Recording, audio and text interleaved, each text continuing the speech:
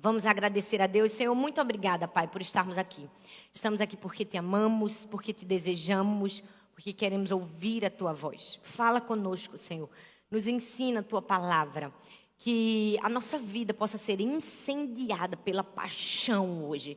Que nós possamos estar cheios do teu Espírito Santo. Que todo desânimo, que todo cansaço vá embora. E que no lugar dele fique a alegria, a força e o entusiasmo que só o Senhor pode trazer na nossa vida. Nós te oramos e te agradecemos no nome de Jesus. Amém. Hoje nós chegamos na última semana da nossa série de mensagens. Nesse momento você faz. Vamos de novo, gente? Que peninha. Mas quantos foram abençoados durante esse mês de outubro? Nós estudamos na primeira semana sobre o estilo da visão. Depois estudamos sobre o estilo do padrão, na segunda semana. Na terceira semana, o estilo da doação. E nessa última semana que se inicia hoje e quarta-feira, nós vamos falar sobre o estilo da paixão. Lembrando que quarta-feira é a grande festa de encerramento. E nós só teremos um culto às 19h30 aqui. Se eu fosse você, eu não perdia. Porque tem tanta coisa preparada, especialmente para esse último dia, para a gente fechar com chave de ouro, que eu não vou dizer, que eu estou morrendo de vontade de contar. Mas eu não vou contar. Eu, se fosse você, vinha para não perder seu lugar. Amém, gente? Então, nós estamos falando agora sobre o estilo da paixão. E quando a gente fala de estilo da paixão, a gente fala de algo que tem tudo a ver com a nossa igreja, com a nossa essência, com a nossa história, porque definitivamente somos uma igreja apaixonada. E para falar de paixão, eu queria começar contando para vocês uma história. A história de um garotinho chamado Ed. Ele ia fazer 8 anos de idade e sua avó decidiu que ia presentear ele, que já estava na hora, né, já que ele estava fazendo 8 anos, de ele ir ao teatro. E decidiu que aquele seria o presente de aniversário de Ed. Então, sua avó levou ao teatro, mais precisamente uma ópera, e assistiu com ele uma ópera linda. Ela estava entusiasmada, ela estava radiante, ela estava feliz, mas Ed estava muito aborrecido. Porque era uma ópera já é difícil, né, minha gente? Mas era uma ópera alemã, muito melancólica, muito triste. E ele ficou muito aborrecido. Ao fim da ópera, eles foram para casa. E quando chegou em casa, no outro dia, a mãe de Ed disse assim: meu filho, vamos escrever um cartão para sua avó. Vamos agradecer a ela o seu presente de aniversário. E aí Ed começou a escrever o cartão, né, agradecendo a avó com muita educação e disse: vovó, muito obrigada pelo meu presente de aniversário. Era tudo o que eu queria, mas nem tanto. Pode até parecer ou soar um pouco engraçado a sinceridade daquela criança. Mas, na verdade, é muito ruim a gente fazer uma coisa que a gente não gosta, não é? É muito ruim a gente ser forçado a fazer algo que não está no nosso coração. É por isso que a paixão é algo tão importante na nossa vida. Porque a paixão é isso. A paixão é aquilo que transforma a nossa lista de obrigações em lista de desejos.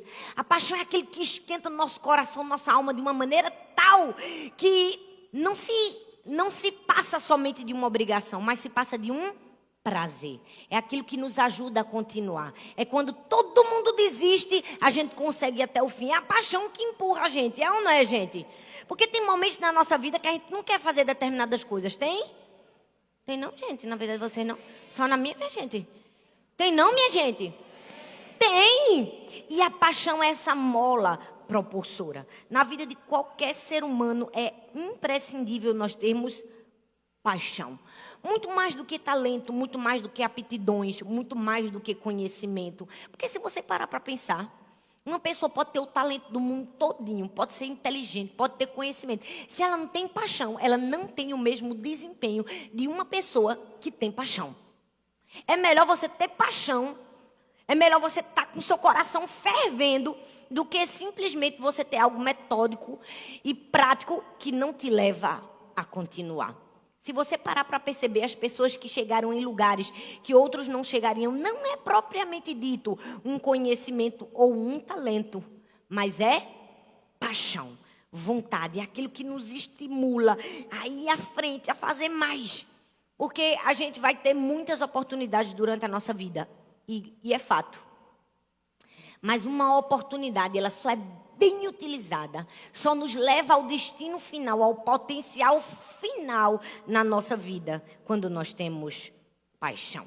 Aí você pode dizer, pastora, mas eu não tenho muita paixão não, mas eu tenho conhecimento, né? Eu tenho conhecimento. Deixa eu te dizer algo. Infelizmente, muitas pessoas se agarram no conhecimento e não conseguem concluir a vida da maneira que deveriam. Por quê? Porque só o conhecimento não nos leva a lugar nenhum. Se você for estudar a história dos presidentes norte-americanos, os piores eram os mais preparados, os mais inteligentes, os mais intelectuais. E na lista dos melhores, nós encontramos pessoas que tinham uma educação básica, como Abraham Lincoln, que não era o gênio da lâmpada, mas que foi um dos melhores presidentes norte-americanos. Por quê? Porque eles tinham paixão. Fala comigo, paixão. Porque parece que vocês estão sem paixão. Fala comigo, paixão. Mais uma vez, minha gente. Paixão. Não sei se você sabe, mas a palavra paixão vem do latim passion, que significa inacreditavelmente. Olha bem para mim. Sofrimento, ato de suportar. Pate, que significa sofrer, aguentar. Ou seja, o significado de paixão é a sua capacidade de sofrer, de aguentar e de continuar. É por isso que paixão é algo tão intrínseco. A vida de Jesus é o ensinamento de Jesus e aquilo que Ele quer que seja o nosso estilo de vida. Porque a paixão de Jesus por mim e por você foi tão grande, foi tão absurda, que levou Ele a concluir o que Ele precisava fazer. Ou seja, sofrer. Ou seja, dar a sua própria vida. É por isso que todo mundo, todo ser humano precisa de paixão na vida. Não tem gente que parece que é meio apático? Não é? A gente olha para pessoas, misericórdia, tem gente que passa preguiça só da gente olhar para a cara dela. Não é? Oh, é triste, gente. Oh, uma pessoa sem paixão, ela contagia. Do mesmo jeito que uma pessoa com paixão contagia, uma sem paixão contagia. Eu vou dizer a vocês, eu nunca gostei de fazer exercício físico. Eu confesso. Paulo Vitor está aqui? Que é o personal aqui da igreja. Tá não, glória a Deus que ele não veio nesse culto. Eu não gosto, eu faço porque é necessário. Mas eu me lembro que a primeira vez que eu comecei a fazer atividade física, eu comecei a fazer um pilates. E o meu professor de pilates, gente, minha irmã está aqui, que não me deixa mentir, que fazia comigo. Eu nunca vi uma pessoa mais com sono e preguiça do que ele. Eu chegava na sala para fazer atividade física. Só de olhar para ele eu já desanimava. Eu já dizia, ai meu Deus, estou com preguiça, estou mal. Eu podia estar estimulado o que fosse, mas quando eu chegasse junto dele, aí ele passava a aula todinha assim, ó, bocejando. Eu disse, rapaz, eu tenho que sair dessa aula, porque eu estou me matando. Eu já sou uma pessoa, né, com pouca paixão para atividade física. Eu chego aqui e tenho uma pessoa apática. Na vida a gente precisa de paixão. E hoje nós vamos falar sobre paixão em 3 aspectos. O primeiro deles é que quem tem paixão tem brilho nos olhos. Fala comigo, brilho nos olhos. Fala comigo, eu passei um colírio hoje. Eu tenho brilho nos olhos. A Bíblia diz em Filipenses, capítulo 3, versículo 8, diz assim: mais do que isso, considero tudo como perda, comparada à suprema grandeza do conhecimento de Cristo Jesus, meu Senhor, por cuja causa perdi todas as coisas. Eu as considero como esterco para poder ganhar a Cristo. Não sei se você sabe, mas a neurociência considera paixão com estado temporário de demência. É isso mesmo. É um estado temporário de demência. E aí você vai dizer, pastora, não está errado um negócio desse, não. Tá, não. Eu vou dar o exemplo e você vai entender bem direitinho. Quando você fica apaixonado, você fica o quê? Não vou repetir a palavra, mas é fato. Você fica ou não fica? Você fica levemente demente. Fica ou não fica? Você liga para a pessoa, você passa 2 horas falando com ela. Quando não tem mais nem o que você dizer, desliga. Não, desliga tu. Não, vai, desliga tu. Não, eu falei primeiro. Ah, gente, a pessoa tem que estar demente para fazer um negócio desse. Tem ou não tem? E o que é isso? Isso é a paixão. Por isso que a neurociência diz que quem está com paixão ou apaixonado tem um leve estado, ou um estado momentâneo de demência. Ou seja, quem está apaixonado é como se estivesse no mundo da lua. Você vê como uma pessoa apaixonada, ela tem um brilho nos olhos? Tem ou não tem, minha gente? Parece que ela pisa em nuvens. É ou não é, gente? Agora, se essa paixão é por Deus e pelas coisas de Deus e pelo reino de Deus, contagia ou não contagia? Uma pessoa apaixonada, ela se destaca onde ela chega. Uma pessoa apaixonada, ela contagia. Uma pessoa que ama Jesus de verdade, é impossível ela não demonstrar o seu amor. Tem pessoas que não precisam pregar, tem pessoas que não precisam de um esboço, de um sermão. Tem pessoas que se você der o microfone e só deixar ela falar o quanto ela ama Jesus, pronto, a vida dela já pregou. Por quê? Porque a paixão por Jesus, a paixão pelas coisas de Deus se destaca, se evidencia. É impossível esconder um apaixonado. Não é? Para e pensa. Quando uma pessoa está apaixonada, é mesmo que tem um letreiro na testa dela. Não é? Não consegue disfarçar, ela fica querendo olhar. Não é? E o pior, quando disfarça, é pior. Aí que aparece. Eu estou falando alguma mentira, gente? Ou vocês nunca se apaixonaram? Com certeza, nesse momento, tem algumas pessoas dizendo, eu creio, é revelação. Deus, quem é, Senhor? Mostra. Não é? Porque esse é um retrato da paixão. É alguém que carrega um brilho nos olhos. Mas esse texto que nós lemos de Filipenses capítulo 3, versículo 8, é uma das maiores provas de amor do apóstolo Paulo. Por quê, gente? Porque aqui ele está abrindo mão de tudo que para ele antes era uma paixão. Todo mundo conhece a vida do apóstolo Paulo. Sabe que o apóstolo Paulo era um homem inteligentíssimo, preparadíssimo, estudioso de outras culturas, estudioso de filosofias e de correntes filosóficas da sua época. Todo mundo sabe que Paulo era poliglota, inteligentíssimo, preparadíssimo, retórico. Ele tinha muitos títulos, ele tinha muito conhecimento. E em um dado momento da vida ele diz assim, mas eu considero tudo isso como perda, comparado à grandeza do conhecimento de Cristo, o meu Senhor. Que lindo! Isso é um momento em que Paulo se esvazia do que para ele antes era uma paixão e diz, a minha paixão por Jesus é muito maior. E eu preciso te dizer que isso não é uma coisa muito simples de se fazer. Porque é fato que a nossa sociedade, ela supervaloriza o conhecimento. Quer ver? A gente dá muito valor para uma pessoa que tem muito conhecimento e às vezes pouco valor para uma pessoa iletrada.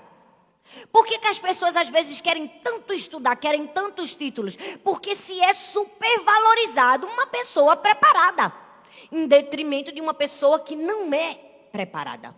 Mas nós precisamos ter em mente e na nossa cabeça que mais importante do que qualquer preparo humano é ter paixão por Jesus. Paulo disse assim, olha, eu considero todos os cursos que eu fiz aos pés de Gamaliel. Eu considero todas as línguas que eu estudei. Eu considero tudo que eu sei nada, perda, lixo, se comparado àquilo que eu ganhei ao conhecer Cristo Jesus. O que é isso? Isso é paixão. A Bíblia não diz, mas eu gosto de imaginar. E vocês sabem que eu gosto de imaginar a Bíblia. E ninguém é obrigado a não imaginar. Se você não gosta de imaginar, me deixa imaginar. Quando você escuta esse texto, com certeza, se você imaginar Paulo falando, você olha para ele, você vê um brilho nos olhos? Vê, você vai ver um cara apaixonado. É como se ele dissesse assim, eu tenho tudo, mas eu deixo tudo, eu abro mão de tudo, eu considero tudo que eu batalhei para conquistar nada, porque eu estou apaixonado por Cristo Jesus. É como se ele dissesse assim, eu tenho paixão, eu tenho brilho nos olhos. E a gente não pode nunca perder a paixão. Em vários momentos da nossa vida nós seremos tentados a perder a paixão. Uma vez eu vi uma história de Lisa Bevere, que é uma escritora que eu gosto muito. E ela conta que ela teve vários problemas com a editora, que ela estava escrevendo um livro.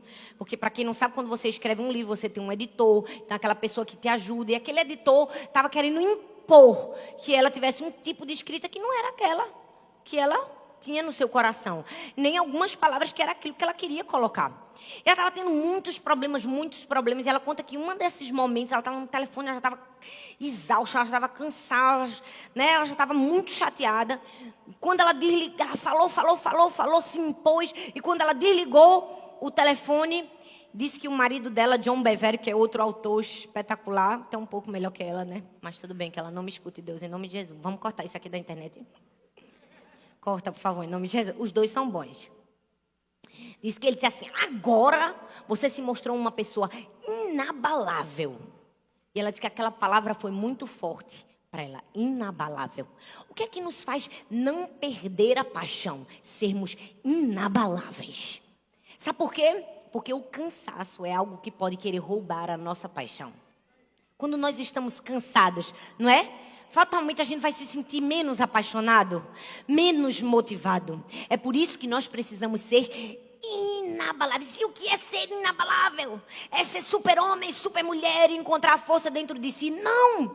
É entender que Deus, em toda a sua grandeza, tem a força que nós precisamos. Porque tudo que a gente não tem, Deus tem. Tudo que a gente não é, Deus é. Então tudo que falta em você tem de sobra em Deus.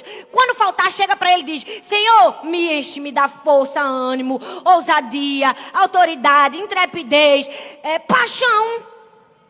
Faltou, cansou, descansa e busca nele para você ser uma pessoa inabalável. E aí o próprio Senhor vai te capacitar a ser inabalável. A andar 1 milha, 2 milhas, 3 milhas, né? Porque chega um determinado percurso que a gente quer desanimar. Mas nós precisamos ter paixão para ir até o fim. Samuel Johnson disse assim, uma estrutura de diamante, uma alma de fogo, nenhum perigo assusta, nenhum trabalho cansa. Ou seja, assim como um diamante, uma alma de fogo, ou uma pessoa apaixonada, ela é inabalável. Ou seja, ela permanece, ela não se cansa, ela não se assusta. É por isso que é tão importante paixão na nossa vida. Presta bastante atenção. Se você não entender nada do que eu estou falando, ou se você esquecer tudo, uma coisa eu quero que você lembre na sua cabecinha. Mais importante do que todo o conhecimento que você pode adquirir, tudo que você pode fazer, é ser uma pessoa apaixonada. Porque eu vou te dizer uma coisa. Se eu olhar para a minha turma de faculdade e ver todos os colegas que estudaram comigo, os maiores gênios e os maiores CDFs não necessariamente são os mais bem-sucedidos, não. Pastora, na lógica era para ser assim? Era, não é? Não era para ser os brilhantes, os que só tiravam 10, os que falavam bem. Não eram para ser os mais bem-sucedidos? Mas a paixão é um elemento fundamental na vida do ser humano. Porque às vezes você é brilhante. Brilhante em conhecimento e fraca em paixão. E eu vou te dizer uma coisa, gente. Eu não sei se é porque eu sou uma pessoa assim, né? Naturalmente um pouco mais apaixonada. Eu prefiro a paixão. Eu prefiro uma pessoa que vai errar comigo, mas vai dizer, vamos de novo, do que aquela pessoa que errei uma vez, agora eu vou voltar para 30 enciclopédias. E, né, ver o que Deus espera de mim depois disso, que eu tiver um curso aqui técnico para voltar a fazer. Que às vezes tem gente que perde o time da vida. Por quê? Porque não tem paixão. Eu vi uma história do pastor John Maxwell. Ele é um dos maiores escritores americanos sobre liderança. Inclusive, ele tem um livro chamado Talento Não é Tudo. Que é incrível, que fala sobre isso também. E ele conta que ele foi ser um pastor de uma igrejinha, uma cidadezinha bem afastada nos Estados Unidos. Né, estava começando o seu ministério e quando ele chegou naquela cidadezinha não tinha nada, gente, nada que atraísse. Uma igreja com mais de meio século, uma igreja antiga, com bem pouquinha gente. O primeiro culto que ele foi tinham 3 pessoas e 2 era ele e a mulher. Só tinha mais um. Que situação, hein? E disse que ele não desistiu porque ele tinha paixão. Fala comigo, paixão. Ele tinha paixão, ele não desistiu. E cada culto ele continuou e falava com mais paixão, e com mais amor, e com mais entusiasmo. E trazia, e vamos trazer mais gente. Até que a igreja começou a encher. Até que os cultos começaram a ter gente, cada vez mais gente. E ele foi empolgando e foi estimulando as pessoas. E lançou um grande desafio para a igreja. Que para aquela cidadezinha era algo assim, fora da curva. No primeiro domingo de outubro, a igreja ter 300 pessoas. Uau! Você pode dizer uau?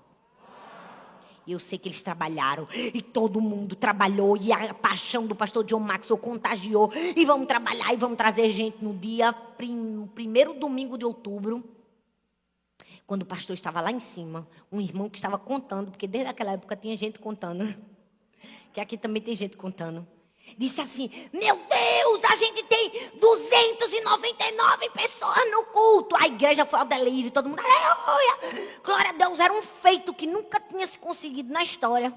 Aquela alegria, todo mundo pensando que o pastor ia festejar igual a eles. O pastor disse assim, glória a Deus, mas a gente deu uma meta que era 300, a gente só vai sair daqui com 300. Fica todo mundo aí, canta mais algumas músicas, que eu vou buscar mais uma pessoa. Se eu disse 300, era 300. Conta a história que ele saiu e o que tinha na frente da igreja assim era um posto de gasolina. Aí estava o dono do posto de gasolina e o frentista sentado. O pastor chegou apaixonado, entusiasmado e disse, gente, é o seguinte, eu lancei um desafio para a minha igreja, eu sou o pastor da igreja aí da frente, e eu lancei um desafio de, aqui no culto nós temos 300 pessoas, só que tem 299, eu preciso de uma pessoa. Quem vai ser o herói? Disse que o dono do posto olhou para ele e disse, vamos eu e ele. E aqueles dois homens entraram com 301 pessoas. A igreja foi ao delírio. Imagina a festa. O que é que fez o frentista e o dono do posto entrar? Paixão. O que foi que fez a igreja lotar e ter 300 pessoas? Paixão. É por isso que na nossa vida nós precisamos de paixão. Todas as outras coisas precisam ser pequenas ou consideradas menores quando a nossa paixão por Cristo é maior. Aquela paixão do pastor tornou um evento significativo num evento inesquecível. Com certeza ninguém esqueceu mais aquele dia. Por quê? Porque a paixão nos move. Muito parecido com o que a gente vive aqui na igreja do amor, né? Eu vou te dizer uma coisa, tem uma coisa que a gente tem é paixão. Porque eu vou te dizer, se fosse qualquer outro, tinha hora que era para desanimar. Porque vocês estão com calor aqui, que o ar-condicionado deu uma coisinha, mas já está ajeitando. Vocês não viram nada quando a gente começou. Era uma igrejinha desse tamanho, aquela telha de prateada, de amianto. Tinha uns ventiladores teco-teco no teto. Aquele ventilador não fazia nada, ele puxava o calor da telha e trazia pra gente. Eu passei vários meses dizendo isso. Eu dizia, é melhor tirar o ventilador, mas ninguém acreditava em mim. Eu dizia, esse ventilador vai trazer um vento bom, ele traz o pior vento, ele traz o vento do fervor da telha. Eu digo a você, que quando acabava o culto, que a gente ficava o dia todo na igreja, tinha uma salinha assim bem pequenininha, que era o gabinete, era o berçário, era o lugar onde botava os instrumentos da igreja, era tudo. Sem mentira nenhuma, meu Deus do céu, era desse tamanho assim, ó, um cubículo. Aí, às vezes, a gente descansava um pouco para começar o evangelismo. Tinha um dia que eu pegava uma toalhinha, eu molhava e botava na minha cara. Porque o calor tão grande, que o mormaço queimava assim o rosto. A gente sabe que aqui é quente, é ou não é, minha gente? O que é que nos faz continuar? Paixão. Paixão, porque quando a gente não tem paixão, gente, a vida é chata. Não é? A gente faz as coisas, tenho que fazer. Mas quando você tem paixão, não, meu Deus, eu tenho que fazer, eu vou fazer. Não é? É diferente, você pode dizer a mesma coisa de maneira diferente. Uma vez eu ouvi dizer que uma pessoa que Deus levanta, né? Quando Deus libera poder sobre pessoas que têm paixão para servi-lo. Tem que ter paixão, tem que ter algo fervendo dentro da gente. Eu brinco aqui atrás nas reuniões, né, de pastores, eu digo, tem que ter sangue nos olhos. Tem que ter paixão por vida. Tem que estar fervendo aqui dentro. Não pode perder ninguém. Eu amei esses dias que a gente tem um grupo. Então, qualquer pessoa que fala, tem um grupo dos pastores e dos líderes de rede. Qualquer pessoa que fala, pede um aconselhamento ou está precisando de uma célula, a gente faz um print e manda no grupo. Ó, fulano, tu que mora perto, vai disciclando, botando. Aí, essa semana, eu vi o pastor Geraldo postou um direct de uma pessoa que mandou para ele. Eu queria tanto que tivesse uma célula aqui em Natal. Aí, ele mandou para um irmão que era da nossa igreja e se mudou para Natal, Givanildo, e disse aí, olha aí, Givanildo, a gente já tem uma alma, vamos começar? É assim, tem que ter paixão, tem que ter vontade de fazer. Amém, minha gente? Quem é apaixonado aqui? Quem é apaixonado aqui? Tem que ferver aqui dentro. Porque o que ferve aqui dentro, coloca o cheiro do lado de fora. Você já viu um café, gente? Eu agora virei cafezeira. Se bem que eu não sabia fazer muito café, não. Rita tá aqui, da nossa célula. Ela chegou lá em casa para jantar na minha casa. Aí, quando terminou, eu disse, vamos tomar um café? Ela, vamos. Aí, ela gosta de café. Aí, eu, Jesus, me ajuda. Não sei fazer o café. Aí, Rita já estava percebendo. Ela, pastora, a senhora quer que eu faça? Eu faça. Fiquei junto para aprender. Mas deixa eu te dizer, coisa boa é quando alguém está passando um cafezinho. Porque não é, gente? A gente sente o cheiro. Porque quando ferve, sobe o aroma. Quando você está fervendo, não tem como não destilar o aroma. E ferva de paixão por Jesus, porque as pessoas vão sentir ao seu redor. Ferva de paixão. Quem tem paixão tem brilho nos olhos. Apocalipse 3, versículo 15 e 16. Conheço as tuas obras. Sei que não é frio nem quente. Melhor seria que fosse frio ou quente. Assim, porque você é morno, nem frio nem quente. Estou a ponto de vomitá-lo da minha boca. É forte esse texto, é ou não é? Mas é porque Deus estava dizendo, eu não gosto de nada que é morno.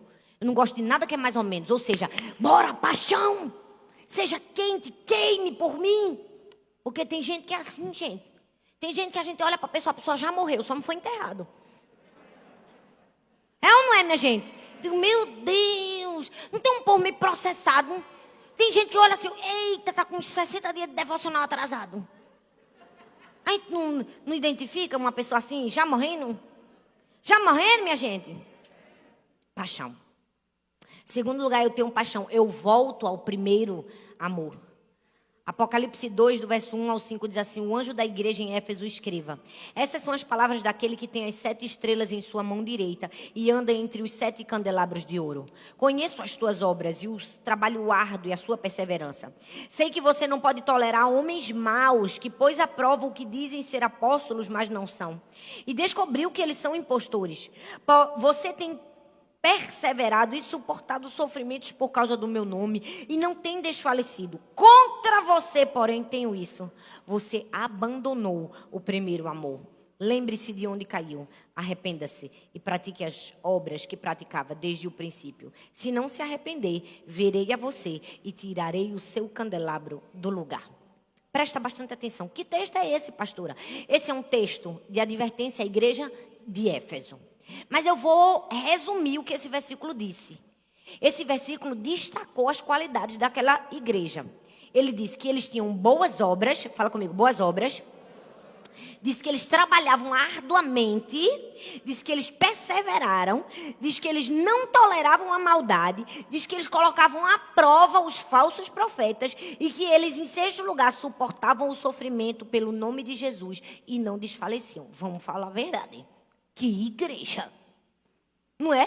Todo mundo ia querer ser pastor de uma igreja dessa, gente. Eles tinham boas obras, trabalhavam arduamente, perseveravam, não toleravam maldade, colocavam à prova os falsos profetas, sofriam por amor a Cristo. Sinceramente, se tivesse que me convidar, quer ser pastor aqui numa igreja assim, eu ia dizer, quero. Quem não quer? Mas o texto diz que aquela igreja podia agradar a mim e a você.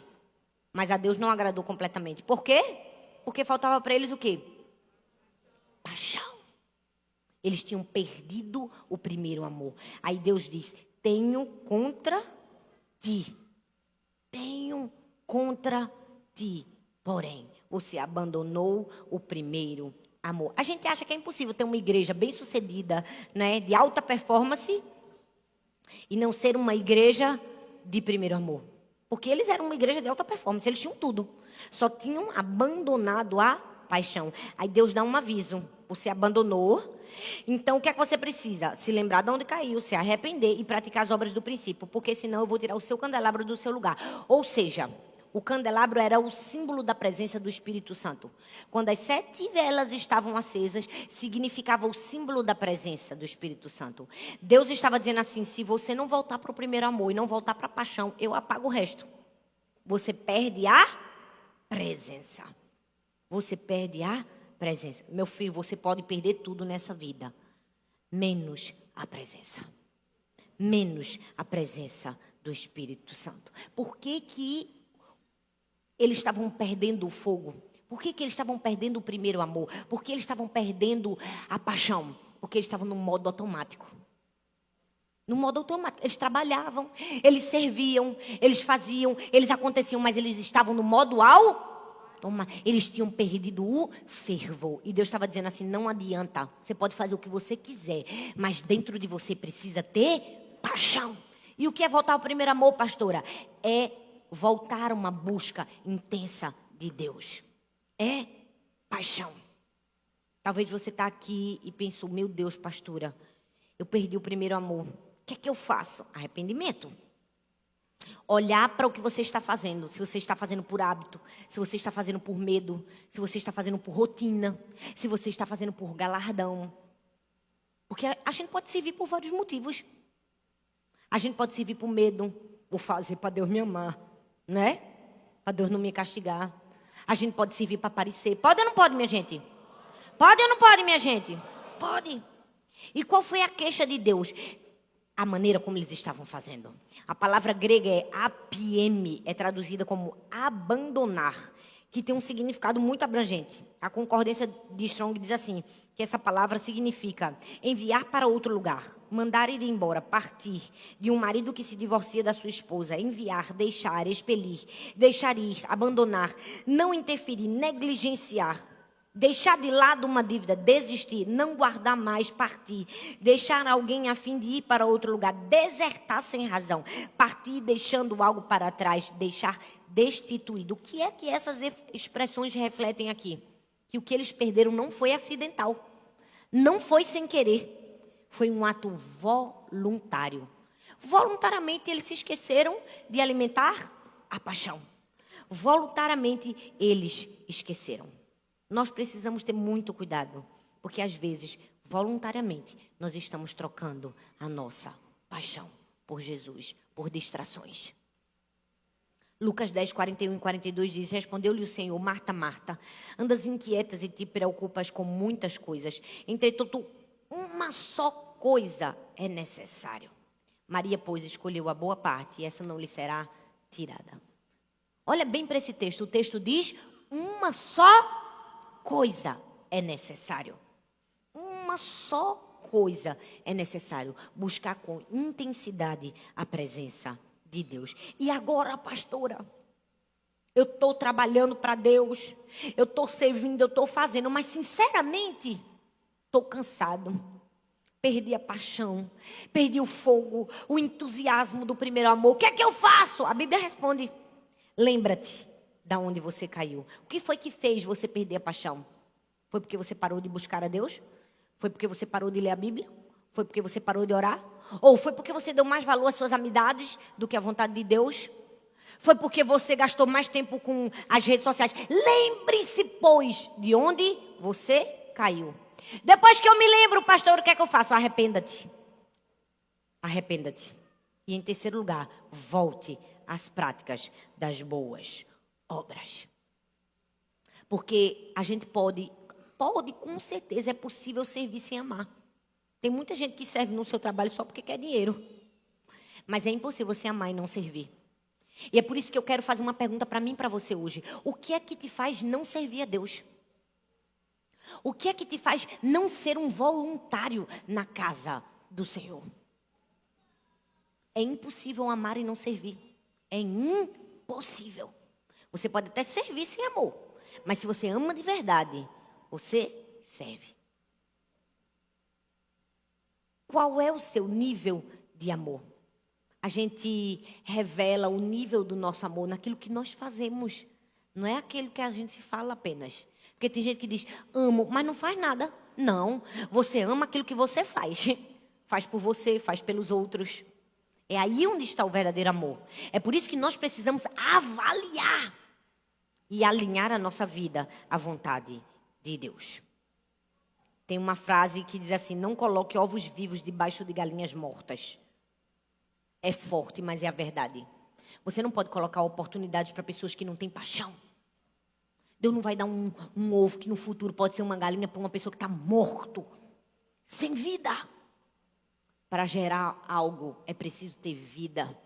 Se você quer gerar um sonho, se você quer gerar pessoas, se você quer fazer algo relevante para Deus, você precisa ter vida. Você precisa ter paixão. Você precisa voltar ao primeiro amor. Como? Lembrando, arrependendo e voltando às práticas das primeiras obras. E em último lugar, eu tenho paixão. Eu não deixo a chama apagar. Fala comigo, eu tenho paixão, não deixo a chama apagar. Era só para beber água. 2 Tessalonicenses 3:5 diz assim: o Senhor conduza os seus corações ao amor de Deus e à perseverança de Cristo. Esse texto tem algo que chama muita atenção. O Senhor conduza. O que isso significa, pastora? Que é Deus quem nos conduz. A quê? A paixão. Agora presta bastante atenção. Deus sempre vai conduzir. O problema é que às vezes a gente não se deixa ser conduzido por Ele. Porque Deus sempre vai nos conduzir. Deus sempre vai nos conduzir à presença dEle. Porque Ele deseja isso. Você acha que Deus descia todos os dias para falar com Adão e Eva porque queria saber o que aconteceu no dia? Não, Ele já sabia o que aconteceu. E Deus não era fofoqueiro? Para querer buchicho? Por que Deus descia todo dia para falar com Adão e Eva? Porque Ele queria relacionamento. Ele queria conduzir Adão e Eva ao fogo, ao centro da vontade dEle. O texto diz: o Senhor conduza seu coração à perseverança de Cristo. Deus sempre vai nos conduzir. Mas e nós? Estamos nos deixando ser conduzidos? Levítico 6, versículo 12 diz assim: o fogo que está sobre o altar arderá nele, não se apagará. Mas o sacerdote acenderá a lenha nele cada manhã e sobre ele porá em ordem o holocausto. E sobre ele queimará a gordura de ofertas pacíficas. Eu amo esse texto. Porque quando Deus queria ensinar o povo de Israel a fazer sacrifícios, Ele soltou essa.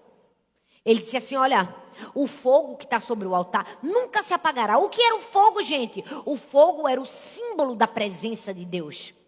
E é verdade, nunca se apagou. Faça chuva, faça sol, o fogo não se apagava. Era como se Deus estivesse dizendo: se você estiver mal, eu estou aqui. Se você estiver bem, eu também estou aqui. Se você está vencendo, eu estou aqui. Se você está perdendo, eu estou aqui. A minha presença nunca vai te deixar. Você perdeu alguém que você ama, eu estou aqui. Você ganhou alguém, eu estou aqui. A minha presença nunca vai te abandonar. Agora, se você quiser manter viva a chama da presença de Deus, tem algo para você. O sacerdote, ou seja, você, leve a lenha toda manhã. O que é isso? É o meu compromisso. É a minha parte. Ei, o fogo não se apaga. A presença nunca vai nos abandonar. Agora, eu tenho amor e paixão suficiente para levar lenha toda manhã? Para colocar no altar, para queimar? É como se Deus estivesse dizendo: minha parte eu estou fazendo. Cadê a tua? Cadê a cooperação? O que você vai fazer? Colocar a lenha no altar todas as manhãs é a nossa cooperação para o fogo não se apagar. Ai, pastor, eu estou tão fria, pastor, é minha vida espiritual. Não tem gente que lá assim?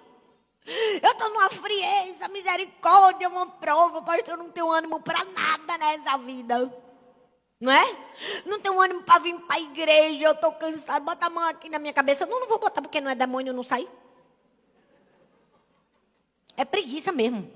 É falta de pegar a lenha e colocar no altar todas as manhãs. Quer ficar animado, meu filho? Pega a lenha e bota no altar. Ah, eu estou cansado. Pega a lenha e bota no altar. Ah, mas fulano falou mal de mim. Pega a lenha e bota no altar. Ah, mas a igreja é preta. Pega a lenha e bota no altar. Ah, mas não foi minha cantora preferida. Pega a lenha e bota no altar. Ah, mas não foi o pastor que eu queria que pregasse. Pega a lenha e bota no altar. Porque hoje eu estou pegando a lenha e botando no altar. Só Deus e eu que sei como eu estou cansada aqui. Foi uma semana intensa. Dormi muito pouco essa noite. Me acordei bem cedo da manhã para meditar, para chegar aqui. Eu disse: olha, Jesus, aqui está só um pozinho. Mas eu pego a lenha e boto no altar. E eu digo: ó, Jesus, me dê paixão. Porque eu vou falar de paixão. Eu falo assim: gente, vamos ser apaixonados. Não vai colar. Pegue a lenha e coloque no altar. É por isso que a gente bate tanto nessa tecla do devocional. Tem livro, tem devocional. A gente faz tudo a seu dispor. E tem gente que nem isso faz. A pessoa é da igreja. Não pega nenhum devocional para ler. Meu filho, é difícil assim, né? A gente prega, a gente fala, a gente ensina, escreve livro. Tem a sua parte. Tem ou não tem? Não deixe a chama se apagar. E por que às vezes a gente deixa a chama apagar? Porque a gente faz da visão algo sem valor. Por que Deus começa com não dirás o nome do teu Deus em vão? Nos mandamentos. Porque Ele não quer que a gente trate como trivial aquilo que é fundamental na nossa vida. Não trate Deus e as coisas de Deus como algo comum. Quando Deus diz assim, ó, não diga o nome do teu Deus em vão. É porque a presença de Deus é muito importante. Essa semana minha filha corrigiu a babá. Eu achei tanta graça. Porque a gente estava sentado no chão, todo mundo brincando. Era algum brinquedo. Tava eu, Sara, Laura, Helena e Larissa, a menina que me ajuda. E a gente estava brincando. De repente, Helena estava andando e quase que a Helena cai.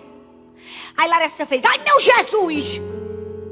Sara olhou para Laura e Sara olhou para Larissa e disse, Larissa, não chame o nome de Deus em vão. Eu achei tanta graça. Mas a gente não pode perder essa essência no nosso coração. Ei, Deus é uma coisa muito poderosa, Larissa, para você, por causa de uma quedinha falar. A gente não pode tratar como trivial aquilo que é fundamental. Sabe por quê? Porque se a gente for dominado pela rotina, se a gente depender de motivações externas para se manter animado, ou se a gente se contaminar com o mundo, a gente vai esfriar. E daqui a pouco a gente vai estar sofrendo de uma hipotermia. A gente vai estar congelado. E uma hora vem a morte espiritual. Mantenha a chama acesa. Você pode ficar em pé no seu lugar? Mantenha a chama acesa. Mantenha a chama acesa. Eu vi uma vez a história que Sócrates, um grande estudioso, um grande sábio, um rapaz chegou junto dele e disse assim, Sócrates, eu vim aqui porque eu quero tirar de você conhecimento. Com aquele irônico de desdém. E Sócrates, vendo que não havia uma motivação verdadeira no coração daquele jovem, disse, pois bem, levou ele para o mar. E quando a água estava bem aqui no quadril dele, disse assim, o que é que você quer de mim? Ele disse, conhecimento.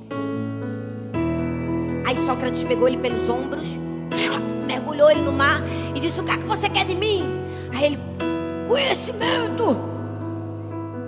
Aí Sócrates jogou ele no mar de novo, o que é que você quer de mim? Ele, conhecimento. Sócrates pegou ele no mar e jogou de novo e segurou. E quando levantou disse, o que é que você quer de mim? Ele, eu quero ar, eu quero ar, eu quero ar. Ele disse, no dia que você tiver vontade de conhecimento e fome por conhecimento, do jeito que você pediu ar, você ganhará conhecimento. Às vezes a gente está assim com Deus. Deus, eu quero o Senhor, mas a gente está com água por aqui, ó. Deus, eu quero o Senhor. Deus, eu quero o Senhor. Deus, eu quero o Senhor. Mas quando a sua vontade por Deus for de um desespero tão grande, dizer,